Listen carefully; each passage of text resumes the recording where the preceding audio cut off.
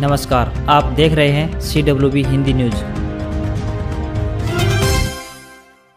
गृह एवं स्वास्थ्य मंत्री अनिल विज ने कहा है कि केंद्र सरकार की सहायता से प्रदेश में 60 ऑक्सीजन प्लांट लगाए जाएंगे, जो राज्य के 30, 50, 100 और 200 बिस्तरों की क्षमता वाले विभिन्न सरकारी अस्पतालों में स्थापित किए जाएंगे। स्वास्थ्य मंत्री बुधवार को अंबाला शहर के नागरिक अस्पताल में लगाए गए ऑक्सीजन प्लांट का निरीक्षण कर रहे थे। उन्होंने कहा कि इसके अलावा पंचकुला, फरीदाबाद और हिसार में आगामी 2 से 3 दिन में ऑक्सीजन उत्पादन प्लांट शुरू हो जाएंगे।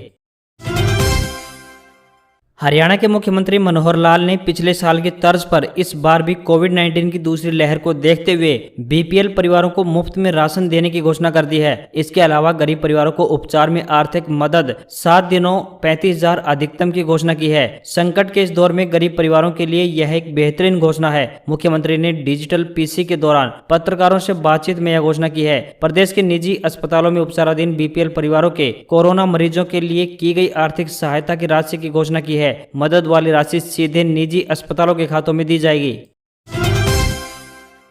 लापरवाही का परिणाम अब तेज गति से सामने आने लगा है। किसी ने सपने में भी नहीं सोचा था कि शांतिप्रिय महेंद्रगढ़ जिला में भी कोरोना कहर ढाएगा। आंकड़ों को देखें तो स्वास्थ्य विभाग ने 2212 सैंपल भेजे। इनमें से 762 कोरोना के सामने आए हैं। मतलब साफ है कि सैंपल देने वाला हर तीसरे मरीज की रिपोर्ट पॉजिटिव आई है। यह 762 केस जिले में 326 जगह है। इसमें अकेले गाँव कोरियावास में 146 केस, अटाली में 36, भोजावास में 14, महेंद्रगढ़ में 13, ताजपुर में 12, नांगल सिरोही में 11 व सेलंग गांव में 10 संक्रमितों की पहचान हुई है। यही नहीं, सरकारी बुलेटिन में 7 मौतें भी बताई गई हैं। हरियाणा सरकार ने कोरोना महामारी के बढ़ते हुए प्रकोप की रोकथाम के लिए राज्य में 9 मई तक पूर्ण लॉकडाउन लगा दिया है। सभी किसान भाइयों से अनुरोध है कि इस महामारी के दौरान घर पर ही रहें व बिना किसी जरूरी कार्य के घर से बाहर न निकलें। लॉकडाउन के दौरान राज्य की सभी मंडियों में गेहूं खरीद का कार्य नहीं किया जाएगा व न ही कोई गेट पास जारी किया जाएगा। सभी संबंधित अधिकारियों की हिदायतें जारी की गई है कि मंडियों में खरीदे गए गेहूं का उठान दैनिक आधार पर सुनिश्चित किया जाए।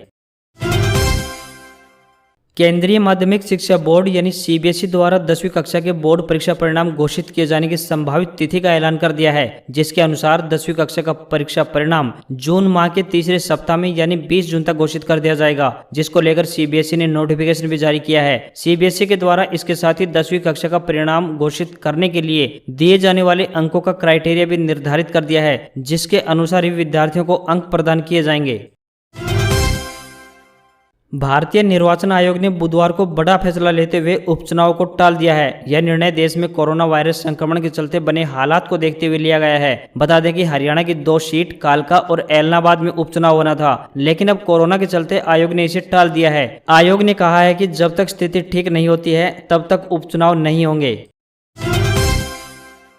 हरियाणा वासियों के लिए जरूरी खबर। सॉफ्टवेयर में तकनीकी खराबी के कारण 1,40,000 उपभोक्ताओं को गलत बिजली के बिल भेजे। हेल्पलाइन नंबर किया जारी। हरियाणा बिजली वितरण निगमों ने बिलिंग सॉफ्टवेयर में तकनीकी त्रुटि आ गई, जिसके कारण 16 से 26 अप्रैल 2021 की अवधि के दौरान लगभग 1,40,000 उपभोक्ताओं के स्पॉट बिल गलत बकाया राशि के साथ जारी कर दिए गए। इस त्रुटि के कारण उपभोक्ताओं को हुई असुविधा के मद्देनजर बिजली निगमों ने विशेष व्यवस्था की है। बिजली बिल भरने की तारीख को आगे बढ़ाकर नए बिल जारी कर दिए हैं। इस संबंध में किसी भी जानकारी के लिए टोल फ्री नंबर 1912 यानी 1912 व 1800 180 1550 व दक्षिण हरियाणा बिजली वितरण निगम के टोल फ्री नंबर 1800 180 43 34 पर कॉल कर सकते हैं, या फिर उत्तर हरियाणा बिजली वितरण निगम के उपभोक्ता व्हाट्सएप नंबर 98 159 61 912 और दक्षिण हरियाणा बिजली वितरण निगम के उपभोक्ता व्हाट्सएप नंबर 88 139 99 708 पर मैसेज कर सकते हैं।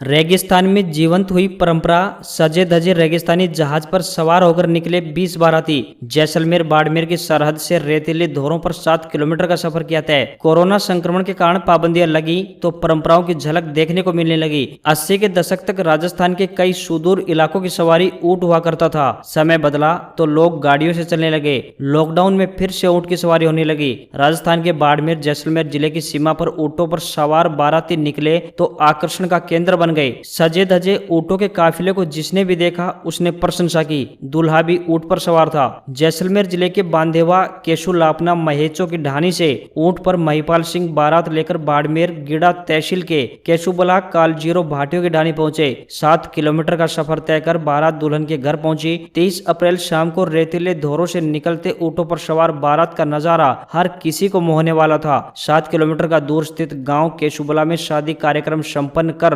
रात को ही दुल्हन को लेकर बारात वापस अपने घर पहुंची।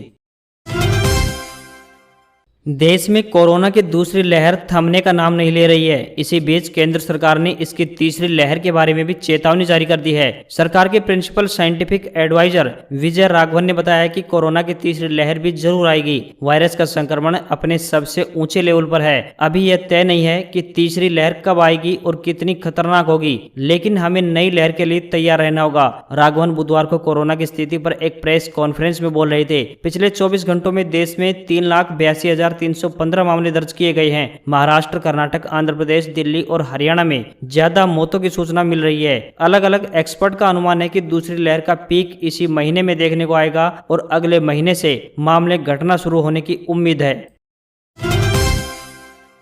फार्मा शेयरों में जोरदार खरीदारी से शेयर बाजार में बढ़त रही। बुधवार को सेंसेक्स 424 पॉइंट ऊपर यानी 48,677 पर बंद हुआ। इसी तरह निफ्टी भी 121 पॉइंट ऊपर यानी 14,617 पर क्लोज हुआ। दरअसल आरबीआई गवर्नर ने कोरोना की दूसरी लहर को देखते हुए लिक्विडिटी सपोर्ट के लिए कई ऐलान किए, जिससे इन सेक्टर्स में निवेशकों ने खरीदारी की। सोना 68 रुपए सस्ता होकर 46,968 रुपए प्रति 10 ग्राम पर पहुंच गया। चांदी की बात करें तो वो 70,120 रुपए प्रति किलोग्राम पर पहुंच गई है।